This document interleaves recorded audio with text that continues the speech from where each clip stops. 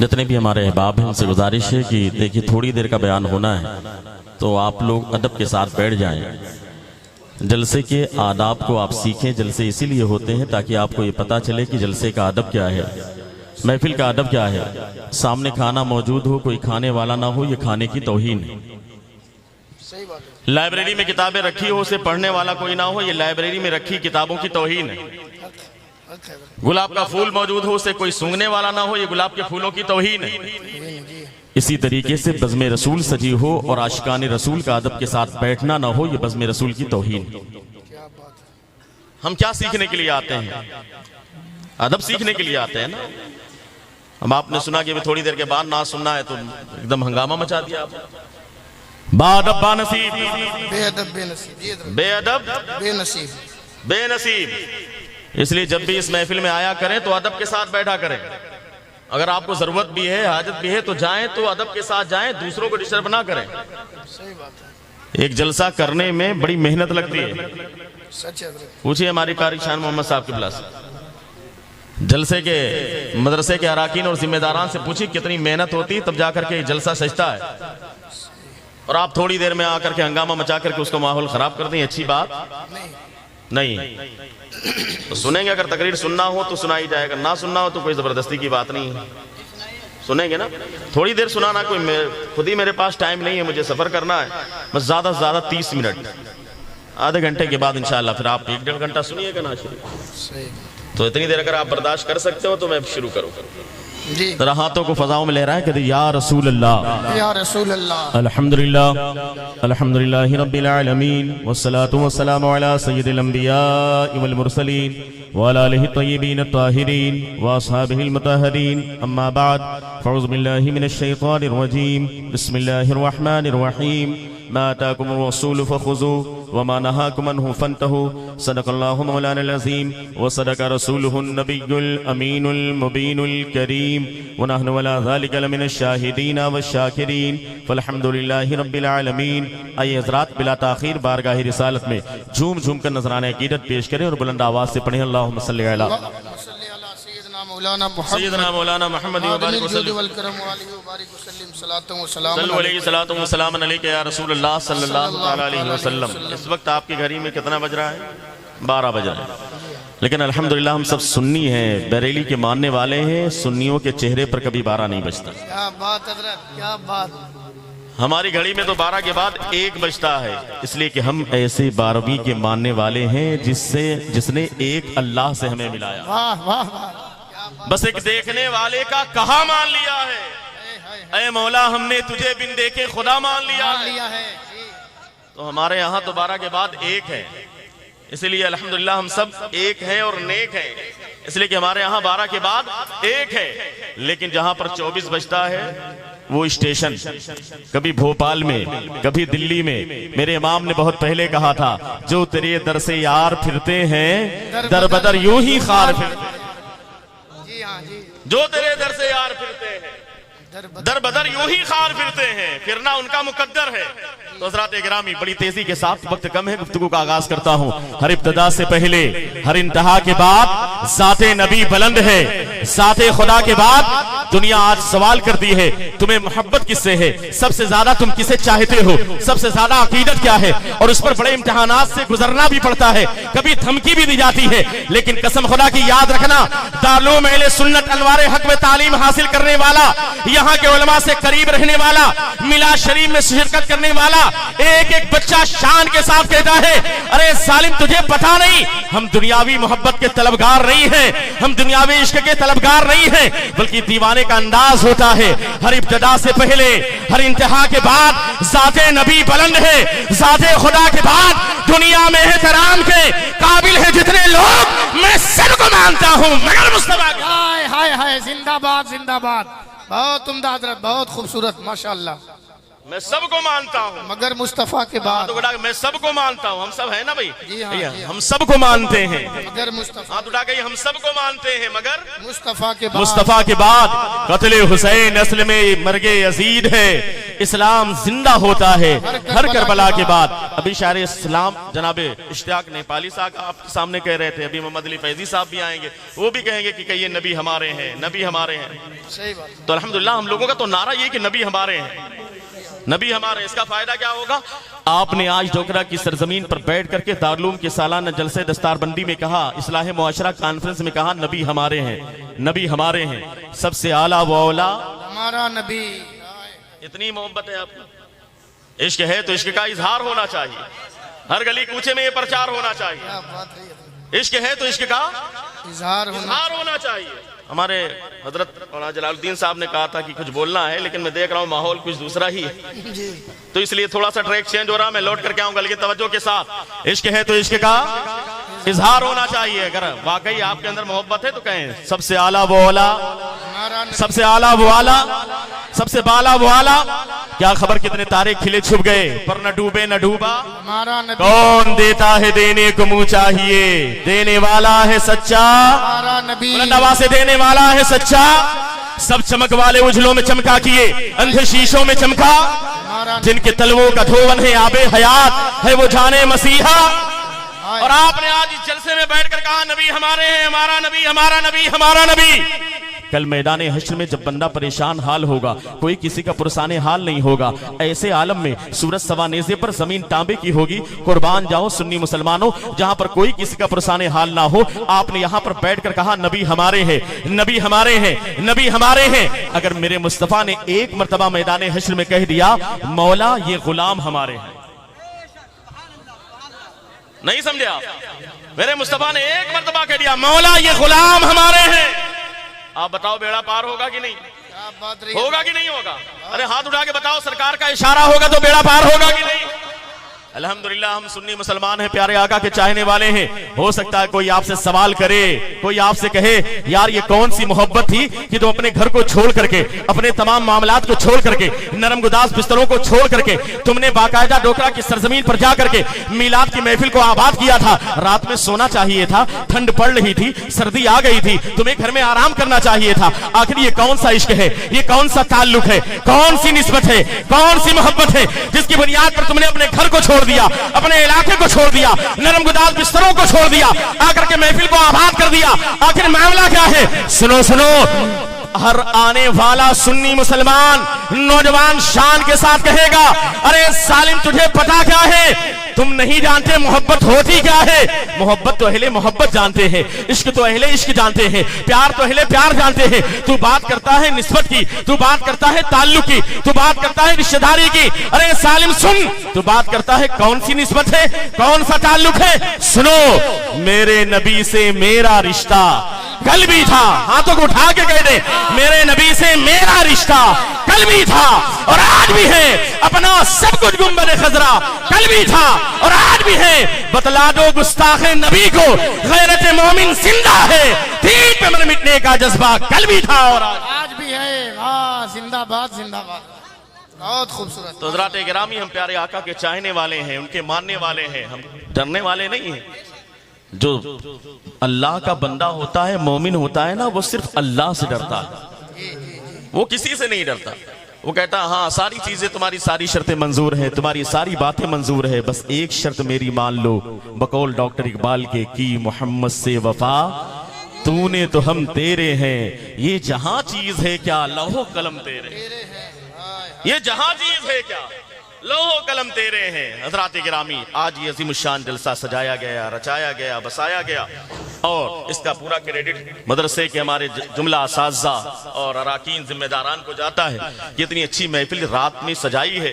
دعا کریں مولا اس دارالعلوم اہل سنت انوار حق کو دن دونی رات چوگنی ترقی عطا. آمین آمین یا رب. یہ کوئی معمولی بات نہیں ہے مدرسہ چلانا, چونکہ الحمدللہ میں بھی مدرسہ چلاتا ہوں, ایک نہیں کئی مدرسے, تو اس لیے مجھے معلوم ہے نا مدرسہ چلانا ہوتا کیا ہے, کتنی ذمہ داری کا کام ہے اور کتنا بھاری کام ہے آج کے دور میں. صحیح بات ہے. اور حضرات گرامی یاد رکھیں, اگر آپ نے اپنے بچوں کو اس مدرسے سے قریب کیا اس مدرسے سے قریب رکھا، یہاں کے علماء سے قریب رکھا، یہاں کے حفاظ سے قریب رکھا، تو انشاءاللہ تعالیٰ آپ کا ایمان بھی مضبوط ہوگا اور آپ کے اعمال بھی بہتر ہوں۔ ابھی آپ دیکھیں گے الحمدللہ اس دارالعلوم سے فارغ ہونے والے 9 حفاظ اکرام جن کی دستار بندی ہوگی، جن کے سر پر رحمت کا نورانی تاج رکھا جائے گا۔ لوگ فیکٹریاں بناتے ہیں، بڑے بڑے سیٹ ہوتے ہیں، کوئی کاغذ کی فیکٹری بناتا ہے، کوئی پلاسٹک کی فیکٹری بناتا ہے، کوئی باقاعدہ الومنیم کی فیکٹری بناتا ہے، کوئی لکڑی کی فیکٹری فرنیچر کا کارخانہ ڈالتا ہے۔ لیکن حضرات گرامی یاد رکھیں، اگر لکڑی کا کارخانہ ہوگا تو لکڑی کا سامان تیار ہوتا ہے، اگر الومنیم کا کارخانہ ہے تو الومنیم کا سامان تیار ہوتا ہے، اگر پلاسٹک کا کارخانہ ہے تو پلاسٹک کا سامان تیار ہوتا ہے، اگر لوہے کا کارخانہ ہے تو لوہے کا سامان تیار ہوتا ہے۔ لیکن قربان جاؤ دیوانوں سنیوں، آپ کے علاقے میں جو دارالعلوم اہل سنت انوار حق قائم ہوا ہے، یہ کارخانہ لوہے یا کاغذ یا پلاسٹک کا نہیں بلکہ یہ ایسا کارخانہ ہے جہاں سے حفاظ قرآن تیار ہوتے ہیں۔ انشاءاللہ تعالیٰ آنے والے وقت میں عالم دین بھی تیار ہیں۔ واہ واہ، انشاءاللہ انشاءاللہ۔ تو فیکٹری ایسی ہو جیسی فیکٹری ہوتی ہے، جس چیز کی جیسا مٹیریل ہوتا ہے ویسا پروڈکٹ تیار ہوتا ہے۔ بے شک تو یہ فیکٹری جو بنائی گئی ہے الحمدللہ، یہ حافظ بنانے کی فیکٹری بنائی گئی، جی ہاں جی ہاں، یہ قاری بنانے کی فیکٹری بنائی گئی ہے، یہ عالم بنانے کی فیکٹری بنائی گئی ہے۔ اور الحمدللہ قرآن ایک ایسی کتاب ہے جس کو پڑھنا بھی ثواب، جسے دیکھنا بھی ثواب۔ لیکن بڑے افسوس کے ساتھ مجھے کہنا پڑتا ہے، پڑوسی ملک میں ایک ٹیچر نے اپنے اسٹوڈنٹ سے کہا تھا کہ دیکھو ہمارے کالج میں باقاعدہ ایک لائبریری بنی ہوئی ہے، ایک کام کریں کہ کل آپ کے گھر میں جو کتاب نہ پڑھی جاتی ہو وہ کتاب آپ لے کر کے آنا تاکہ لائبریری کے اندر اسے رکھ دیا جائے، یہاں پر جو لوگ ہیں اسے پڑھیں گے، فائدہ اٹھائیں گے۔ حضرات گرامی توجہ کے ساتھ سنیے گا، صرف تھوڑی دیر میرے پاس وقت ہے، توجہ آپ کی ہماری طرف بنی رہے۔ لائبریری کے لیے، کتابوں کے لیے ٹیچر نے اپنے اسٹوڈنٹ سے کہا، استاذ نے اپنے شاگردوں سے کہا کہ دیکھو تمہارے گھر میں جو کتاب نہ پڑھی جاتی ہو وہ کتاب تم لے کر کے آنا تاکہ اسے لائبریری میں رکھ دیا جائے، یہاں پر لوگ اسے پڑھیں، اس سے فائدہ اٹھائیں۔ دوسرا دن ہوا، اسٹوڈنٹ آ گئے کلاس کے اندر، ٹیچر آئے، ٹیچر آنے کے بعد کہتے ہیں اسٹوڈنٹ سے کہ جو کتاب تمہارے گھر میں نہیں پڑھی جاتی، میں نے کہا تھا وہ کتاب لے کر کے آنے کے لیے، کیا تم لوگ کتاب لائے ہو؟ اسٹوڈنٹ نے کہا ہاں لائے ہوئے ہیں۔ ایک اسٹوڈنٹ کھڑا ہوا، اس نے لا کر کے کتاب اپنے ٹیچر کو دی، یعنی شاگرد نے اپنے استاذ کو کتاب دی۔ کتاب کو جب استاذ نے کھولا تو جانتے کون سی کتاب تھی؟ قرآن پاک تھی، اللہ کا کلام تھا۔ بڑا تعجب ہوا انہیں۔ بہرحال پھر دوسرے اسٹوڈنٹ کی باری آئی، بیٹا تم بھی کتاب لائی ہو جو کتاب تمہارے گھر میں نہیں پڑھی جاتی، فالتو ایسے ہی رکھی ہوئی ہے؟ کہا ہاں ہاں استاذ گرامی میں بھی کتاب لایا ہوں۔ اس نے کتاب کو کھول کر کے دیا، ایڈیشن چینج تھا، نقشہ چینج تھا، سائز چھوٹا اور بڑا تھا، لیکن جب کھولا تو قرآن پاک۔ تیسرے اسٹوڈنٹ کی باری آئی، کیا تم بھی کتاب لائے ہو؟ ہاں ہاں کتاب لایا ہوں۔ کتاب لا کر کے پیش کیا، کوئی دوسری کتاب نہیں، قرآن پاک۔ چوتھے نے بھی قرآن پاک، پانچویں نے قرآن پاک۔ استاذ نے اپنا سر پکڑ لیا، کہا شاگردوں سنو، اسٹوڈنٹ سے کہا میں نے تو یہ کہا تھا جو کتابیں تمہارے گھر میں نہ پڑھی جاتی ہو ویسے ہی رکھی ہو، وہ کتابیں لا کر کے دینا تاکہ لائبریری کے اندر رکھ دی جائے، اسے لوگ فائدہ اٹھائیں۔ تم لوگ کون سی کتاب لائے ہو؟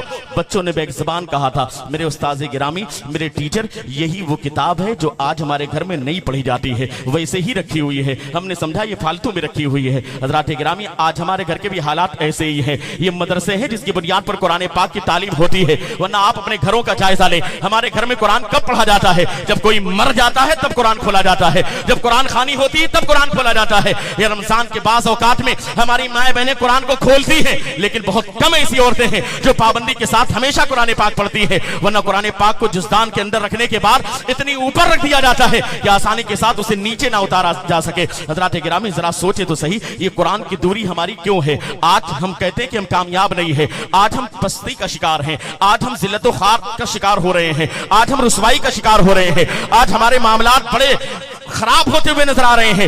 وجہ کیا ہے کہ ہم نے قرآن سے اپنے رشتے کو چھوڑ دیا ہے۔ یاد رکھنا یہ قرآن تبیان لکل شیء ہے، ہر چیز کا بیان قرآن میں موجود ہے۔ ولا رطب ولا یابس الا فی کتاب مبین، دنیا میں کوئی تر چیز نہیں، کوئی خشک چیز نہیں مگر اس کا بیان ایک کھلی ہوئی کتاب میں موجود، اور وہ کتاب قرآن پاک ہے۔ تو لفظ کو سینے میں بسا لو تو بنے بات، تاکوں پہ سجانے کو یہ قرآن نہیں ہے، یہ قرآن سجانے کے لیے نہیں ہے، یہ قرآن تلاوت کے لیے ہے۔ جس طریقے سے قرآن کا تلاوت کرنا ثواب کا کام ہے، اسی طریقے سے से मुआशरे में फैली हुई बुराइयों का इलाज भी कुरान के अंदर मौजूद है। अगर हम सियासत में कमजोर है तो सियासत का इलाज भी कुरान के अंदर मौजूद है। अगर बंदा मरीज है तो मर्ज से शिफा का इलाज भी कुरान में मौजूद है। पता क्या चला, दुनिया का हर इलाज, दुनिया की हर मालूमात कुरान के अंदर मौजूद है, लेकिन हम कुरान से दूर है। कुरान से हमारा रिश्ता बहुत कमजोर होता जा रहा है। हज़रात किरामी, आखिर वजह क्या है? हमने सोचा कि चंद बच्चों को मदरसे में भेज दिया है, वो कुरान पढ़ लेंगे, हाफिज कुरान बन जाएंगे। अरे यार, ये तो हाफिज कुरान बनेंगे और हाफिज कुरान का आलम ये होगा, कल मैदान हश्र होगा, अल्लाह रब्बुल इज्जत इरशाद फरमाएगा,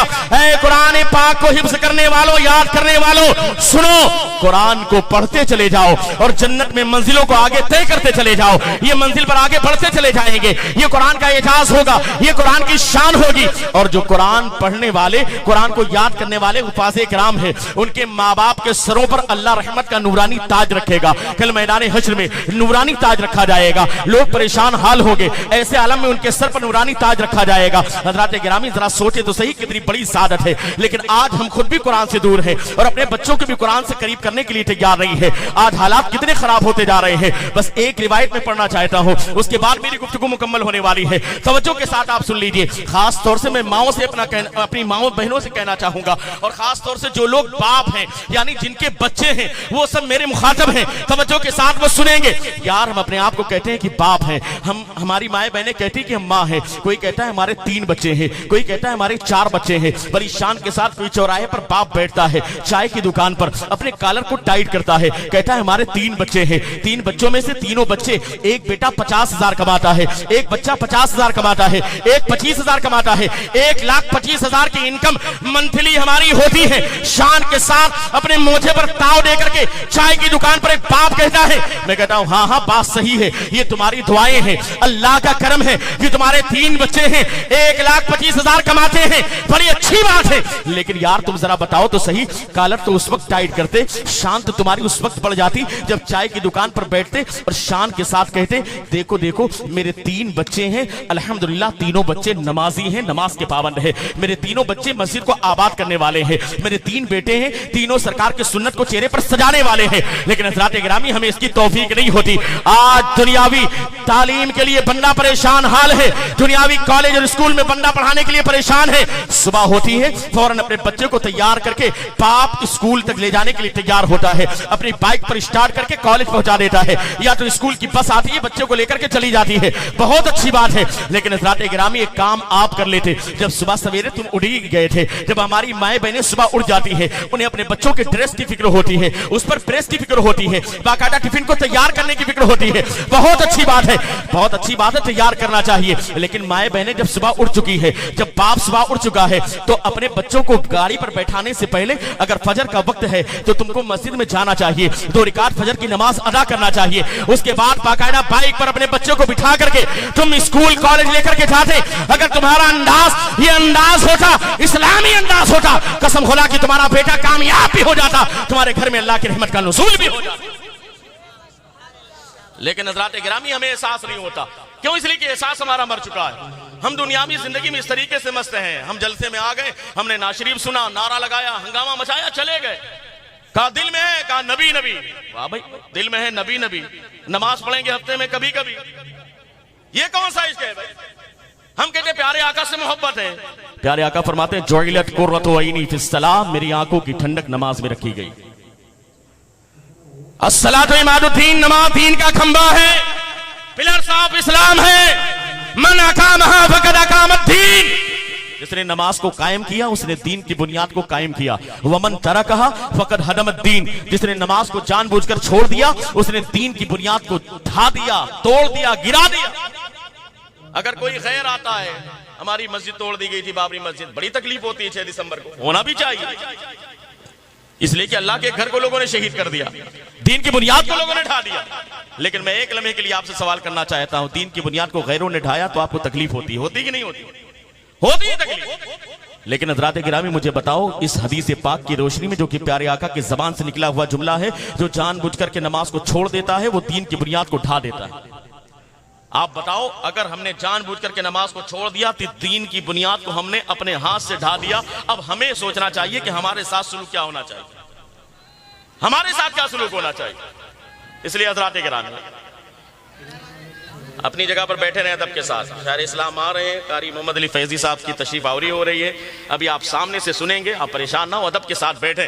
انشاءاللہ تعالیٰ میری گفتگو کے بعد انشاءاللہ تعالیٰ فوراً ان کا کلام آپ کو سننا ہے. جتنی دیر آپ سننا چاہیں گے انشاءاللہ تعالیٰ وہ سنائیں گے, لیکن ادب کے ساتھ آپ بیٹھے رہیں. حضرات گرامی اپنی جگہ پر بیٹھ جاؤ بھائی. آج جلسے کتنے سال سے ہو رہے ہیں بھائی؟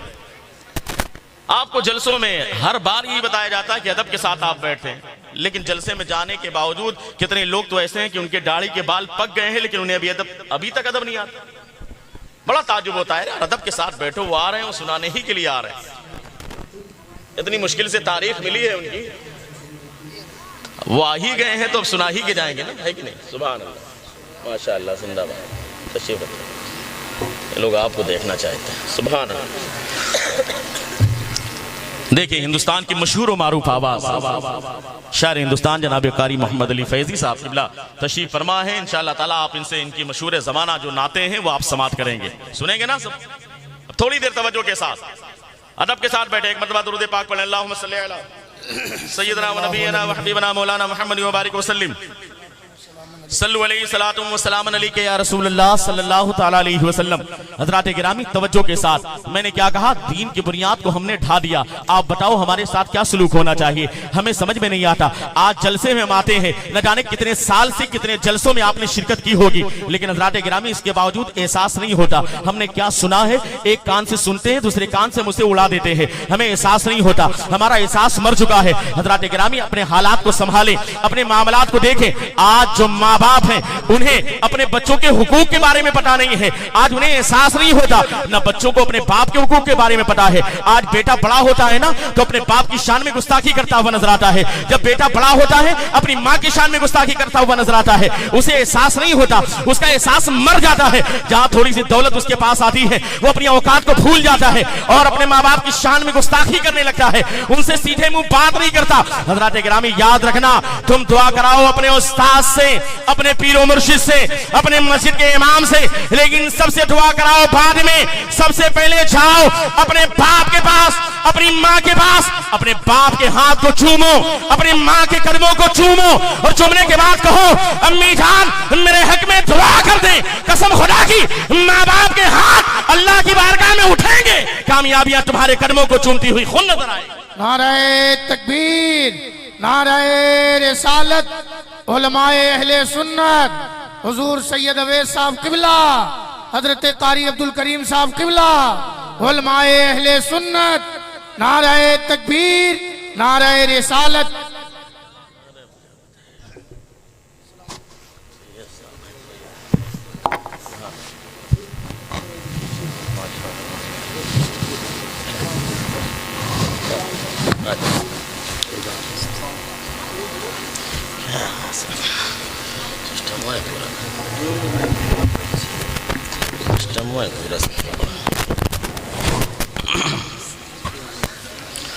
سبحان اللہ.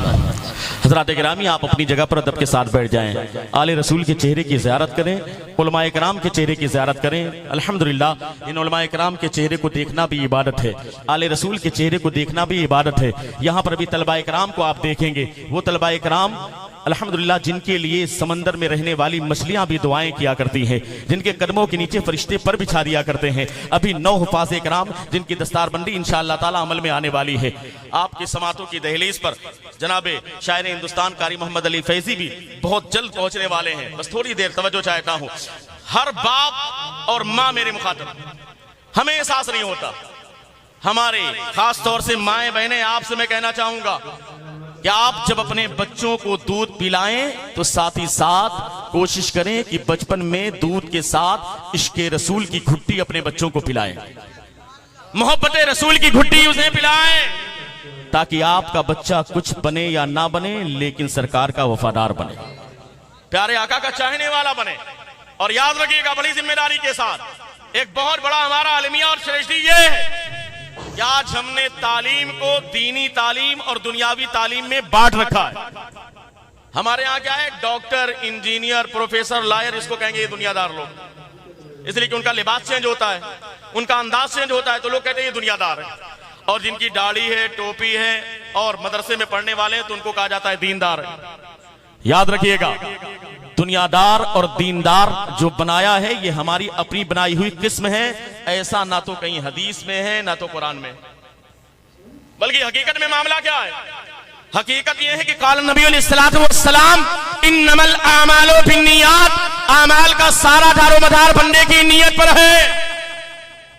اب اگر کوئی بندہ ڈاکٹر بنے مثلا اور اس کی نیت یہ ہو کہ میں خدمت خلق کروں گا، اے مولا میں تیرے بندوں کی خدمت کروں گا، وہ شریعت کا پابند ہو، ضروریات دین کو جانتا ہو اور اس کے بعد شریعت کے مطابق زندگی کو گزارتا ہو، عالم دین نہ ہو لیکن اس کا مقصد خدمت خلق ہو، تو یاد رکھنا ایسا ڈاکٹر یہ دنیا دار نہیں بلکہ حقیقت میں دیندار، وہ دیندار کہلائے. اگر کوئی لائر اس لیے بن رہا ہے تاکہ ہمارا کوئی بھائی جو زبردستی ظلم کرتے ہوئے جیل میں ڈال دیا گیا ہے اسے باہر نکالنے کی کوشش کروں گا، خدمت خلق کروں گا، وہ شریعت کا پابند ہو، فرائض و واجبات کو جانتا ہو، تو ایسا شخص، ایسا وکیل، ایسا ایڈوکیٹ وہ دنیا دار نہیں بلکہ حقیقت میں دیندار.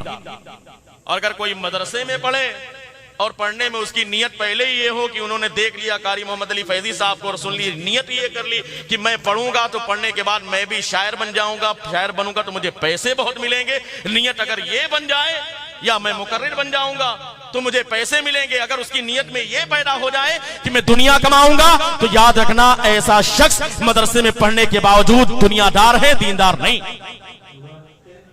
اس لیے مقصد اس کا کیا ہے؟ تو اس لیے سارا دار و مدار بندے کی نیت پر ہے.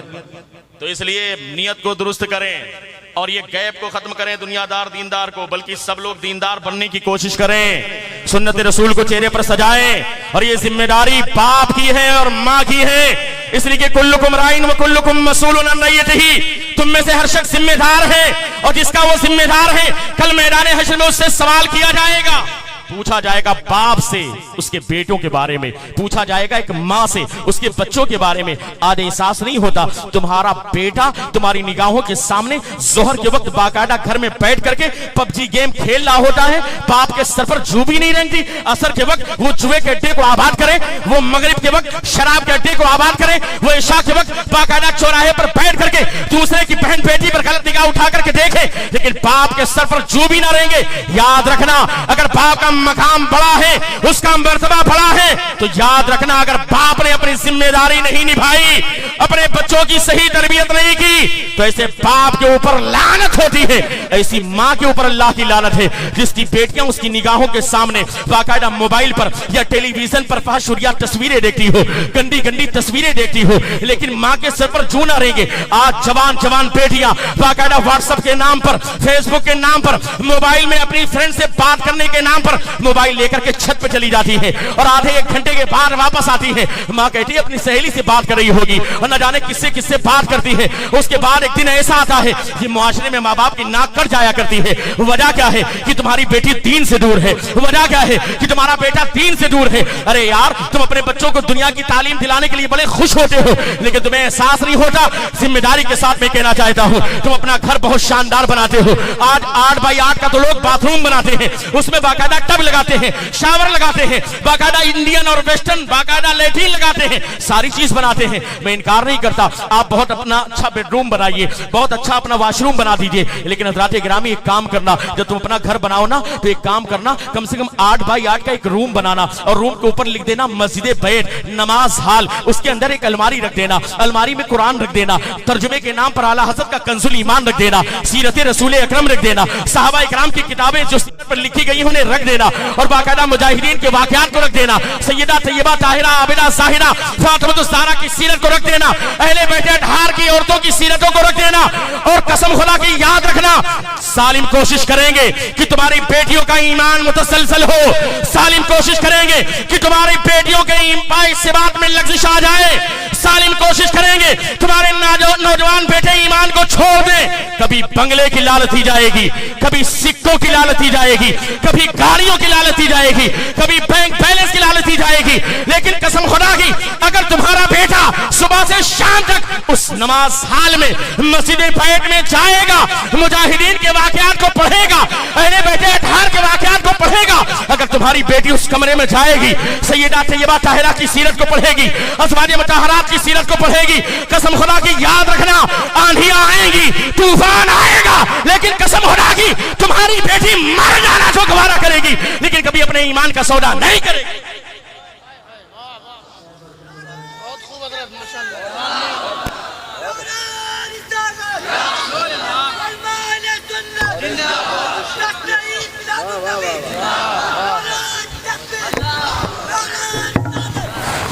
اس لیے حضرات گرامی میں کہنا چاہتا ہوں ہر باپ سے، ہر ماں سے کہ اپنی ذمہ داری کو نبھائیں، اپنے بچوں کو دین سکھائیں، شریعت سکھائیں، دین سے قریب کریں، دارالعلوم اہل سنت انوار حق سے قریب کریں، ان علماء سے قریب کریں۔ جب ان علماء سے قریب کریں گے تو انشاءاللہ تعالیٰ کامیابی ضرور ملے گی، نہ سنبھلو گے تم مٹ جاؤ گے۔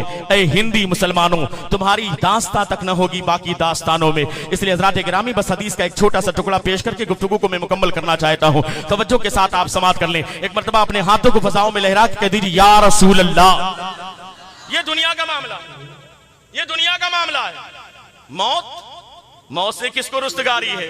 آج ہماری تو کل تمہاری باری ہے، مرنا برحق ہے۔ فَإِذَا جَاءَ أَجَلُهُمْ لَا يَسْتَأْخِرُونَ سَاعَةً وَلَا يَسْتَقْدِمُونَ۔ جب موت کا وقت آتا ہے تو اس میں ایک سیکنڈ بھی تبدیلی نہیں ہوتی۔ کل نفس ذائقۃ الموت، ہر نفس کو موت کا مزہ چکھنا ہے۔ یاد رکھنا، ہماری مائیں بہنیں بھی یاد رکھیں، ہماری بہنیں یاد رکھیں، بڑی شان کے ساتھ آپ بات کرتی ہو موبائل پر غیروں کے ساتھ، یاد رکھنا کوئی قبر میں کام آنے والا نہیں۔ نوجوان بڑی شان کے ساتھ جب بیٹھتے ہیں نا تو یوٹیوب پر جب چالو کرتے ہیں تو ایک ایئر فون ہوتا ہے، تو ایک ایئر فون اپنے کان میں ٹھونس لیں گے، ایک ایئر فون اپنے دوست کے کان میں۔ جگری دوست ہے، پکا ساتھی۔ یاد رکھنا قبرستان میں تمہارا یہ دوست رکنے کے لیے تیار نہیں ہوگا۔ میرے امام نے بہت پہلے کہا تھا، ہائے غافل وہ کیا جگہ ہے جہاں 5 جاتے ہیں 4 پھرتے ہیں۔ وہاں تو 5 جائیں گے، ایک کو چھوڑ کر کے واپس چلے آئیں گے، کوئی کسی کا پرسان حال نہیں۔ اندھیرا گھر، اکیلی جاں، دم گھٹتا، دل اکتاتا، خدا کو یاد کر پیارے وہ ساتھ آنے والی ہے۔ وہاں منو مٹی نیچے دفنانے کے بعد کوئی کسی کا پرسان حال نہیں ہوگا، وہاں تو ایک ہی ذات ہے، سرکار کی ذات ہے جو کام آنے والی ہے۔ لیکن کب؟ جب ماتاکم الرسول فخذوہ، جو کچھ رسول تمہیں دیں اسے لے لو، وما نہاکم عنہ فانتہوا، جس چیز سے منع کر دیں اسے رک جاؤ۔ جب پیارے آقا کے فرمان پر عمل کرو گے، پیارے آقا تشریف لائیں گے، دیکھ کر کے مسکرا دیں گے، بیڑا پار ہوتا ہوا نظر آئے گا۔ لیکن حضرات گرامی ہمیشہ ان کے فرمان کو ٹالتے رہے تو نہ جانے کیا بنے۔ اس لیے حضرات گرامی توجہ کے ساتھ میں کہنا چاہتا ہوں، قبر کا معاملہ اتنا آسان نہیں ہے، آپ نے بڑا آسان بنا دیا ہے۔ مولا کائنات مولا علی شیر خدا فاتح خیبر داماد پیغمبر جب قبرستان کے قریب سے گزرتے آنکھوں میں آنسو جاری ہو جاتے، لوگ سوال کرتے یا خلیفۃ المسلمین، یا امیر المومنین، آپ تو امیر المومنین ہیں، آپ تو خلیفۃ المسلمین ہیں، لیکن آخر معاملہ کیا ہے؟ آپ قبرستان کے قریب سے گزرتے ہیں تو آپ رونے لگتے ہیں۔ مولا کائنات ارشاد فرماتے ہیں، یہ قبر حشر کی پہلی منزل ہے، جو یہاں پر بچ گیا وہ آگے بھی بچتا چلا جائے گا، جو یہاں پر پھنس گیا وہ آگے بھی پھنستا چلا جائے گا۔ لیکن حضرات گرامی ہمیں احساس نہیں ہوتا،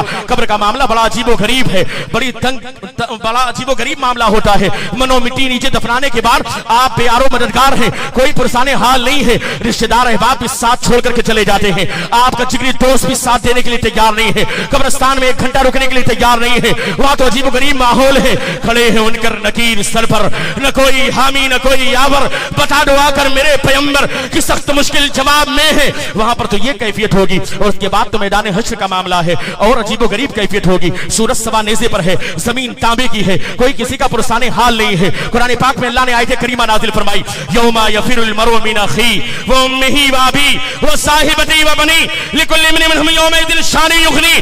اس دن ہر انسان کی علیحدہ شان ہوگی، عجیب و غریب کیفیت ہوگی، کوئی کسی کا پرسان حال نہیں ہوگا، سورج سوا نیزے پر ہوگا، زمین تانبے کی ہوگی، کوئی پسینے میں ڈبکیاں لگا رہا ہوگا، کسی کا پسینہ اس کے باقاعدہ ٹخنے تک ہوگا، کسی کا پسینہ اس کے گھٹنے تک ہوگا، کوئی اپنے پسینوں میں ڈبکیاں لگائے گا، 50,000 سال کا وہ دن ہوگا۔ خدائے قہار ہے غضب پر، کھلے ہیں بدکاریوں کے دفتر، بچا لو آ کر میرے پیغمبر کی سخت مشکل حساب میں ہے۔ ایسے عجیب و غریب ماحول میں بس ایک آخری روایت سنا کر کے گفتگو کو مکمل کرنا چاہتا ہوں، اور خاص طور سے ماں باپ میرے مخاطب ہیں، توجہ کے ساتھ سنیں، جو لوگ اپنے بچوں کو دین سے قریب نہیں کرتے کرتے, علماء سے قریب نہیں کرتے, ان مدرسوں سے قریب نہیں کرتے, قال اللہ تعالیٰ و قال رسول کی صدا کے درمیان اپنے بچوں کی زندگی نہیں گزارتے. سنو سنو معاملہ کیا ہوگا. ایک نوجوان رب کائنات کی بارگاہ میں پیش کیا جائے گا. فرشتے عرض کریں گے مولا یہ نوجوان ہے. رب کائنات ارشاد فرمائے گا یہ بندہ گنہگار ہے, سیاکار ہے, بدکار ہے, یہ بندہ بہت بڑا مجرم ہے, اسے اٹھا کر کے جہنم کی بھڑکتی ہوئی آگ میں ڈال دیا جائے. اتنا سننے کے بعد فرشتے عرض کریں گے مولا تو کریم کرم فرما دے. رب کائنات ارشاد فرمائے گا یہ میرا عدل ہے, انصاف ہے, اسے اٹھا کر کے جہنم کی بھڑکتی ہوئی آگ میں ڈال دیا جائے. فرشتے آ کر کہیں گے نوجوان اللہ کا حکم ہوا ہے, اللہ کا آرڈر ہے, تو اسے اٹھا کر کے جہنم میں ڈال دیا جائے. جیسے اسے پکڑ کر کے جہنم کی جانب لے جانے کا ارادہ کریں گے وہ نوجوان تڑپ جائے گا. تڑپنے کے بعد فرشتوں کے وسیلے سے رب کائنات کی بارگاہ میں عریضہ پیش کرے گا یا پالنہار اے رب العالمین, پالنہار پروردگار رب العالمین, میں گنہگار ہوں, سیاکار ہوں, بدکار ہوں, سیاشار ہوں. مجھے اس بات کا اعتراف ہے کہ میں بہت بڑا مجرم ہوں. میں اس بات کو مانتا ہوں کہ میں نے بہت سارے گناہ کیے ہیں. میں اس بات کو مانتا ہوں کہ میں بہت بڑا مجرم ہوں. مجھے اس بات کا اعتراف ہے کہ میں بہت بڑا گنہگار ہوں, سیاکار ہوں. لیکن فرشتوں کے وسیلے سے رب کائنات کی بارگاہ میں وہ نوجوان عرض کرے گا اے فرشتوں رب کائنات کی بارگاہ میں عریضہ پیش کرو کہ مجھے تھوڑی دیر کے لیے مہلت دی جائے, تھوڑی دیر کا مجھے وقت دیا جائے, اس کے بعد میں جہنم میں جانے کے لیے تیار ہوں. فرشتے رب کائنات کی بارگاہ میں جائیں گے. جانے کے بعد عرض کریں گے مولا یہ بندہ تیری بارگاہ میں عریضہ پیش کر رہا ہے, یہ نوجوان تیری بارگاہ میں فریاد کر رہا ہے, تھوڑی دیر کے لیے اسے وقت دے دیا جائے, تھوڑی دیر کا اسے موقع دے دیا جائے, اس کے بعد یہ خود جہنم میں جانے کے لیے تیار ہے. فرشتے جب عرض کریں گے رب کائنات کی رحمت میں جوش پیدا ہوگا. ارشاد فرمائے گا ٹھیک ہے, تھوڑی دیر کے لیے اسے مہلت دی جاتی ہے. فرشتے آ کر کہیں گے مبارک ہو, اللہ نے تیری فریاد کو سن لیا ہے, جیسے اسے مہلت ملے گی تھوڑی دیر کے بعد تو جہنم میں جانے کے لیے تیار ہو جانا.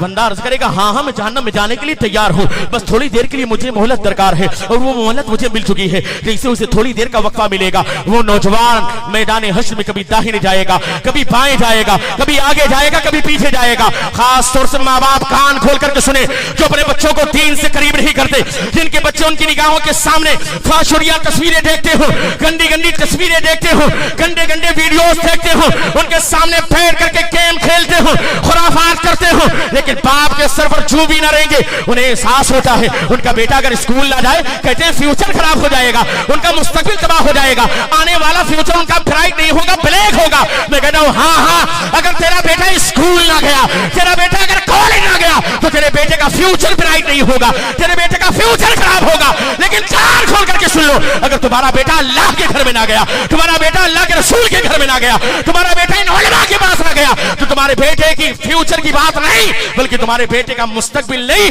بلکہ آخرت تباہ ہوتی ہوئی نظر آئے گی, تمہارے بیٹے کی آخرت خراب ہوتی ہوئی نظر آئے گی. اس لیے حضرات گرامی اپنے بچوں کی تربیت کریں, اپنے بچوں کو دین سے قریب کریں. وہ نوجوان میدان محشر میں کبھی داہنے جائے گا, میدان حشر میں کبھی بائیں جائے گا, کبھی آگے جائے گا, کبھی پیچھے جائے گا. چلتے چلتے اپنے باپ کے قریب پہنچے گا, اور جب باپ کے قریب پہنچے گا نا توجہ کے ساتھ سننا, اپنے باپ کے کندھے کو پکڑے گا اور پکڑ کر کے گھسیٹتا ہوا رب کائنات کی بارگاہ میں لائے گا, اور لانے کے بعد اسے کرے گا اے پالنہار پروردگار رب العالمین, میں گنہگار ہوں, سیاکار ہوں, بدکار ہوں, سیاشار ہوں, بہت بڑا مجرم ہوں. مجھے اس بات کا اعتراف ہے کہ میں نے زندگی بھر گناہ کیا ہے, مجھے اس بات کا اعتراف ہے کہ میں بہت بڑا مجرم ہوں, مجھے اس بات کا اعتراف ہے کہ میں نے نہ جانے کتنے گناہ کیے ہیں. لیکن اے مولا اگر مجرم میں ہوں تو مجھ سے بڑا مجرم یہ میرا باپ ہے, جس نے دنیا میں مجھے دین سے قریب نہیں کیا, جس نے دنیا میں مجھے اللہ کے گھر سے قریب نہیں کیا, جس نے دنیا میں مجھے اللہ کے رسول کے گھر سے قریب نہیں کیا, جس نے دنیا میں مجھے علماء سے قریب نہیں کیا. اس لیے مولا مجرم اگر میں ہوں تو مجھ سے بڑا مجرم میرا باپ ہے, لہذا پہلے اسے جہنم میں ڈال دیا جائے. حضرات گرامی ذرا سوچے تو صحیح, اگر بیٹا باپ کے بارے میں ریکویسٹ کرے پالنہار پروردگار میرے باپ کو جہنم میں ڈال دیا جائے, یار ایسے بیٹوں سے تو بیٹوں کا نہ ہونا بہتر ہے, ایسے بیٹوں سے تو بیٹوں کا پیدا ہوتے ہی مر جانا بہتر ہے. لہذا آپ اپنے بچوں کو دین سے قریب کریں, اپنے بچوں کو ادب سکھائیں, اپنے بچوں کو اللہ کے گھر سے قریب کریں, اللہ کے رسول کے گھر سے قریب کریں, ان علماء سے قریب کریں, تاکہ تمہاری بھی زندگی کامیاب ہو جائے اور تمہارے بچوں کی بھی زندگی کامیاب و کامران ہوتی ہوئی نظر آئے. اس لیے حضرات گرامی آج یہ عہد کر کے اٹھے انشاءاللہ تعالی مدرسہ دارالعلوم اہل سنت انوار حق کے جلسے دستار بندی کے موقع پر ہم آئے تھے, ہمیں علماء نے یہ پیغام دیا تھا کہ انشاءاللہ تعالی چاہے آدھی روٹی ہم کھائیں گے لیکن بچوں کو پہلے دین سکھائیں گے, قرآن سکھائیں گے, بچوں کو دنیاوی تعلیم بھی دیں گے, ڈاکٹر انجینئر لائر سب بنائیں گے, لیکن پہلے اپنے بچوں کو قرآن پڑھا کر کے دیندار بناتے ہوئے نظر آئیں گے. ہاتھوں اٹھا کر کے ارادہ کریں انشاءاللہ تعالی کہیں انشاءاللہ تعالی ہم خود بھی دین سیکھیں گے اور اپنے بچوں کو بھی دین سے قریب کریں گے. اللہ ہمارے خاص طور سے جو ماں باپ ہیں ان کو اس کی توفیق عطا فرمائے. اگر بولنے میں کوئی لفظ معنی آمدن استعمال غلطی ہوئی میں بھی توبہ کرتا ہوں, آپ بھی مل کر کے پڑھ لیں. سارے لوگ بلند آواز سے پڑھیں استغفر اللہ استغفر اللہ ربی من کل ذنب واتوب الیہ اشہد ان لا الہ الا اللہ